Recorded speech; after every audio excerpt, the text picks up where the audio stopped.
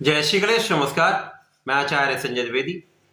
मेरे समस्त प्रबुद्ध दर्शकों का मेरे चैनल पर हार्दिक स्वागत है। आज मैं दैत्य गुरु शुक्राचार्य के राशि परिवर्तन प्रभाव को लेकर आपके सम्मुख उपस्थित हूं। शुक्राचार्य अपनी राशि का परिवर्तन करने जा रहे तथा 7 मार्च को अपनी वर्तमान मकर राशि को छोड़कर शनिदेव की ही मूल त्रिकोण राशि कुंभ राशि में प्रवेश करें। अब यहां पर शनि और शुक्राचार्य का आपसी संबंध अति मित्र का है, तो कुंभ राशि में 2 मित्रों का महासंयोजन बनने जा रहा है जो अत्यंत विशिष्ट है, समस्त राशियों में विशेष प्रभाव देने वाला है, अत्यंत सकारात्मक तथा लाभान्वित करने वाला ये परिवर्तन है। अब चूंकि शुक्राचार्य इस जगत के संपूर्ण ऐश्वर्य वैभव के स्वामी हैं, सुख संपदा देने वाले हैं, जेम्स ज्वेलरी रत्न आभूषण के कारक शुक्राचार्य हैं, बड़ी इंडस्ट्री, बड़ा पद, कला जगत में बड़ा नाम, बड़ी भूमि, बड़ा वाहन, बड़े घर का योग शुक्राचार्य के कारण ही प्रदान होता है। इसी प्रकार से संतान सुख तथा स्त्री सुख के कारक भी शुक्राचार्य, परंतु ये भोग विलास के कारक भी हैं। अब जब इन दोनों आपसी मित्रों का संयोजन बनेगा जो विशिष्ट है, परंतु ये अलग अलग राशियों के लिए अलग अलग भाव में बनेगा, अलग अलग स्थानों पर बनेगा, उसी के अनुसार ही परिणाम की प्राप्ति हो।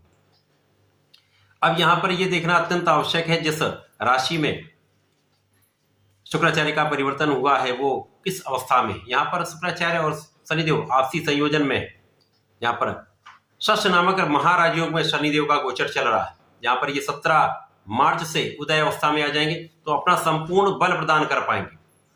17 मार्च से अत्यंत विस्तृत स्थिति बन रही जो विशेष रूप से समस्त राशियों के लिए एक बड़ा लाभ देने वाली। आज मैं कर्क राशि के लिए शुक्राचार्य के इस राशि परिवर्तन का क्या प्रभाव मिलने वाला है, किस प्रकार की स्थितियां बन रही जहां पर आप लाभ ले पाएंगे, किस भाव में प्रबलता आएगी तथा कहां पर निर्बलता आएगी, संपूर्ण विश्लेषण मैं पूर्ण तर्क के साथ करने जा रहा हूं। प्रिय दर्शकों, यह राशिफल आपके चंद्र राशि पर आधारित है, अर्थात आपकी जन्म कुंडली में यदि 4 नंबर में चंद्रमा है तो आपकी कर्क राशि है। कर्क राशि के लिए यदि हम स्थितियों का अवलोकन करें तो यहां पर शुक्राचार्य लाभ तथा सुख के स्वामी है। लाभेश सुखेश का गोचर आपके अष्टम भाव में होने जा रहा है। अब अष्टम भाव जो एक तृक भाव है, निर्बलता का भाव है, डेप्रिसिएशन का भाव है, जहां पर समस्त ग्रहों का प्रभाव निर्बल हो जाता है। यद्यपि यहां पर शुक्राचार्य को कार्यकत्व प्राप्त होता परंतु निर्बलता तो आनी तय है। अब यहां पर अष्टम के स्वामी के साथ जो सप्तम के भी स्वामी है शनिदेव के साथ इनका गोचर प्रारंभ होगा, तो कर्क राशि के लिए कहीं ना कहीं कुछ समस्या का समय यहां पर है। लाभ तथा सुख के स्वामी जब अष्टम भाव में होंगे तो यहां पर निश्चित रूप से आपके कार्यक्षेत्र में कहीं ना कहीं एक अप डाउन प्रारंभ हो सकता है। शनिदेव भी यहां पर 17 मार्च से उदय हो जाएंगे। 17 मार्च तक स्थिति कुछ सामान्य रहेगी, उसके पश्चात जैसे ही ये उदय अवस्था में आएंगे तो कार्यक्षेत्र में कुछ असामान्य स्थितियां उत्पन्न होने लगेंगी। यहां पर लोगों का उतना सहयोग आपको प्राप्त नहीं होगा, उच्चाधिकारियों से मतभेद हो सकता है।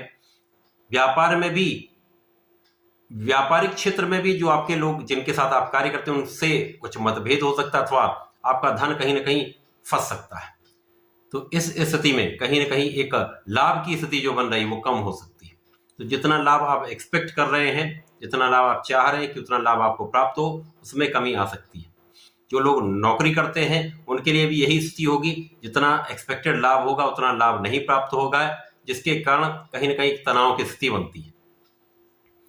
इसी प्रकार से जब कार्यक्षेत्र में कहीं उतार चढ़ाव होता है तो मन भी व्यथित होता है, तनाव भी बढ़ता है, तो शारीरिक कष्ट भी होते हैं।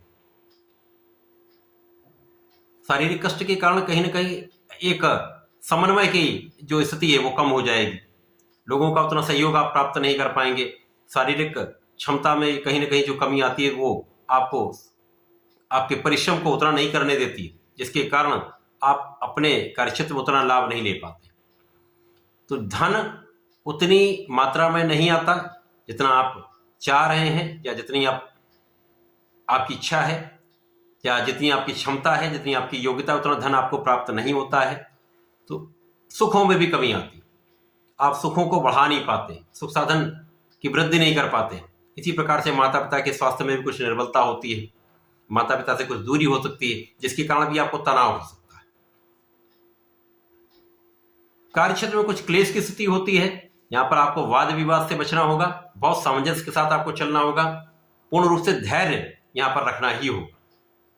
अब शुक्राचार्य लाभ के स्वामी होकर अष्टम भाव में है, जो आकस्मिकता का भाव है।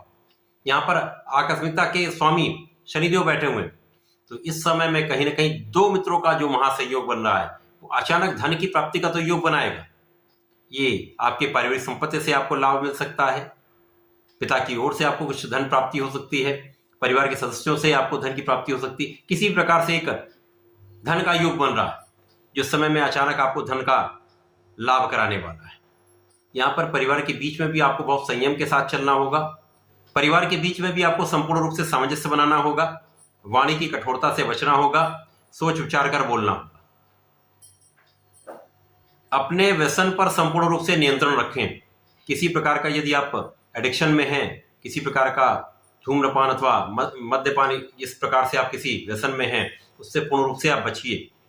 ये समय आपको भटकाने वाला है, व्यसन में वृद्धि हो सकती है। जब तनाव में वृद्धि होती है तो इन सब चीज़ों में व्यक्ति ज़्यादा इन्वॉल्व हो जाता है, तो इन सब चीज़ों से आपको बचना ही श्रेयस्कर है। यदि आप इन सब चीज़ों से बचेंगे तो बहुत कुछ चीज़ें आपके पक्ष में रहने वाली।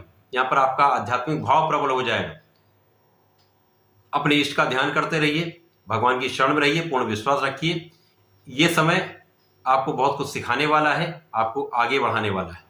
जब आप बहुत कुछ समझ जाएंगे आपके लिए क्या अच्छा है क्या गलत है, उन स्थितियों को ध्यान में रखते हुए जब आप आगे बढ़ेंगे तो जीवन में निश्चित रूप से प्रगति करेंगे। तो ये शनिदेव का ढैया काल चल रहा है, ये तो सिखाने का समय ही है। इस समय में सावधान भी आपको रहना चाहिए, बहुत कुछ धैर्य भी रखना चाहिए। कर्क राशि के जातकों को नियमित रूप से भगवान सूर्यदेव को जल देना चाहिए, जिससे आपका कॉन्फिडेंस अच्छा रहे, उच्चाधिकारियों से एक स्थिति सामान्य रहे, इसी प्रकार से आपके बल में वृद्धि हो, मानसिक तनाव कम हो, तथा आपको नियमित रूप से भगवान भोलेनाथ में जलार्चन करना चाहिए। तो प्रत्येक शनिवार को दुग्धाभिषेक अवश्य करना चाहिए। यदि आप इस समय में दुग्धाभिषेक करते हैं तो बहुत सारी समस्याओं से आप बचेंगे भी, लाभ भी बढ़ेगा, कष्ट भी कम होगा। तो ऐसा करके समय का लाभ लें। धन्यवाद, नमस्कार।